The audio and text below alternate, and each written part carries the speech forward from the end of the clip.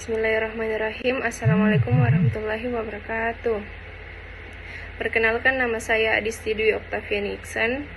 Saya dari Teknik Sipil Bangunan Gedung kelas D dengan NIM 2102016020076 akan mempresentasikan aliran air dalam tanah, permeabilitas, dan rembesan.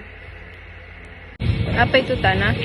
Tanah adalah susunan butiran padat dan pori-pori yang saling berhubungan satu sama lain sehingga air dapat mengalir dari satu titik yang mempunyai energi lebih tinggi ke energi yang lebih rendah. Kehilangan energi antara dua titik A dan B dapat dituliskan dengan persamaan rumus di bawah ini.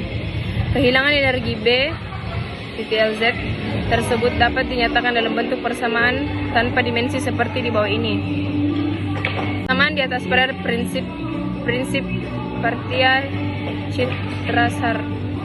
Citasarka kan pada hasil observasi yang dibuat oleh Darcy 006 untuk aliran air ke dalam pori-pori pasir yang bersih. Perlu diperhatikan bahwa persamaan 4.6 adalah serupa dengan persamaan 4.5, yaitu keduanya berlaku untuk keadaan aliran laminer dan berlaku untuk bermacam-macam jenis tanah.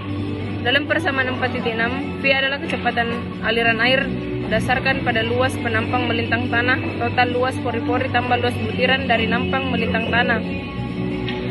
Tetapi, kecepatan sesungguhnya dari air melalui rong pori, yaitu kecepatan rembesan V, adalah lebih besar dari V. Hubungan antara kecepatan aliran dan kecepatan koefisien rembesan. Koefisien rembesan, coefficient of permeability, mempunyai satuan yang sama seperti kecepatan. Istilah koefisien rembesan sebagian besar digunakan oleh para ahli teknik tanah, geoteknik. Para ahli geologi menyebutnya sebagai konduktivitas hidrolik, hydraulic conductivity. Bila mana satuan Inggris digunakan, koefisien rembesan dinyatakan dalam VT per menit atau VT per hari, dan total volume adalah RE. Dalam satuan SI, koefisien rembesan dinyatakan dalam bentuk cm per detik, dan total volume adalah cm kuadrat.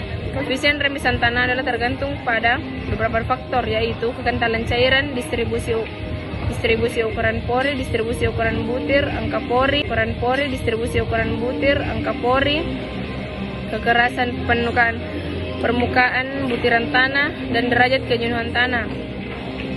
Pada tanah berlempung, struktur tanah memegang peranan penting dalam menentukan koefisien rembesan. Faktor-faktor lain yang mempengaruhi sifat rembesan tanah lempung adalah konsentrasi ion dan ketebalan lapisan air yang menempel pada butiran lempung. Dan rembesan tanah yang tidak jenuh air adalah rendah. Harga tersebut akan bertambah secara cepat dengan bertambahnya derajat kejenuhan tanah yang bersangkutan. Koefisien rembesan juga dapat dihubungkan dengan sifat-sifat dari cairan yang mengalir melalui tanah yang bersangkutan dengan persamaan sebagai berikut.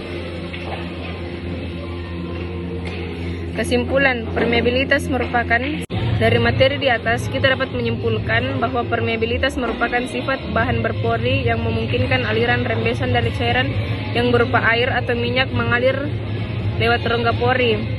Teorema Bernoulli dapat diterapkan untuk mengetahui besar tekanan air pori karena kecepatan rembesan di dalam tanah sangat kecil, maka tinggi energi kecepatan dalam suku persamaan Bernoulli dapat diabaikan.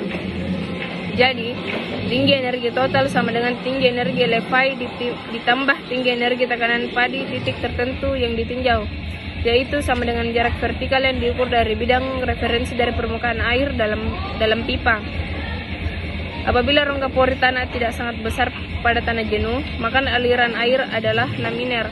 Uji permeabilitas di laboratorium dibagi menjadi 4 macam, yaitu uji tinggi energi tetap, uji tinggi energi turun, penentuan secara tidak langsung dari uji konsolidasi, dan penentuan secara tidak langsung dari uji kapiler horizontal.